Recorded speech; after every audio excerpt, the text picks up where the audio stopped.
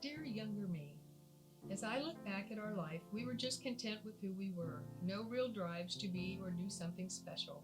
We enjoyed family, friends, and play. Birthday parties and all those piano lessons. Oh, wish we had practiced more. But life does throw challenges to everyone, and we were no exception. I see pain, heartbreak, and struggles that developed, but life went on. Major events of Dad's suicide and a move away from friends was very hard, but life took on new meaning with marriage and family and a ray of hope to understand the past.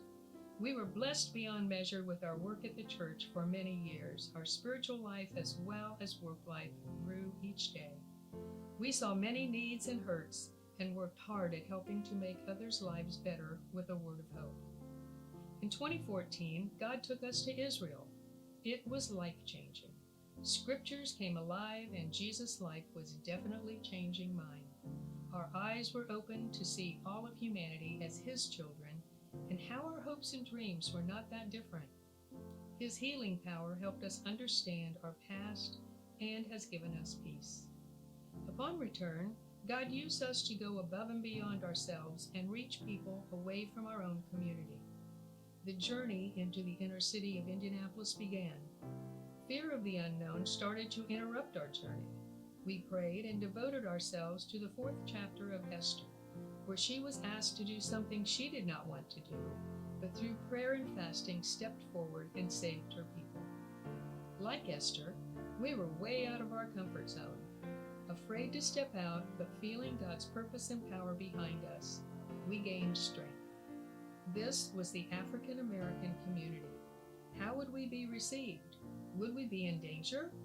What difference could a retired white grandmother possibly make? God connected us with Barnes United Methodist Church and the Indianapolis 10-Point Coalition.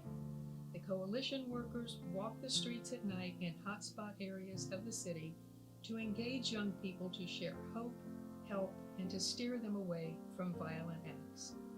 Even with their efforts, homicides were increasing.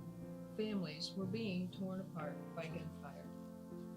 Our heart cried out for the mothers, fathers, and siblings of those who had been killed. We did not want to see another family lose a loved one. We began to share this story at church and bring the reality and the needs of the inner city to our suburban community. We began to walk in peace walks in neighborhoods where we would have never gone before and were sometimes afraid to go. As we walked with hundreds of people to mourn the deaths of 4 young people in a quadruple slaying, and again of a 1-year-old child killed by random gunfire as she slept inside her home, fueled our resolve to help in any way we could. We began meeting with those in the inner city and developed lasting relationships in the African American community. Ways to provide needs for the inner city began to grow in the hearts of others around us. Our church raised thousands of dollars one year to expand the work of 10-Point into another hotspot area. Others were rallied for support for the inner city through food pantry collections, youth employment programs, and golfing fundraisers. Today, gunfire, death, and violence are raging out of control in areas of the city. Death seems to headline news each day, and families grieve and call for an end to this madness.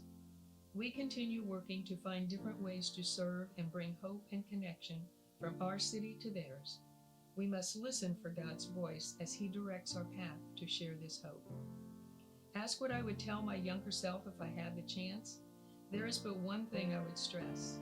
Get to know Christ and listen for His direction much younger than we did. As a child, we knew who Christ was, but did not know Him. We depended more on worldly ways and thoughts of others. A life not focused on Christ is like strong winds pushing you in every direction as you look for your way. Jeremiah 29:11 tells us, He knows the plans He has for us, plans to prosper us and not to harm us, plans to give us hope and a future. While at a recent book signing with author Mitch Albom, we shared with him how his book, Have a Little Faith, inspired us to work in the inner city. He turned and looked at us and said, You had that desire long before you read my book. So remember to trust in the Lord's ways always.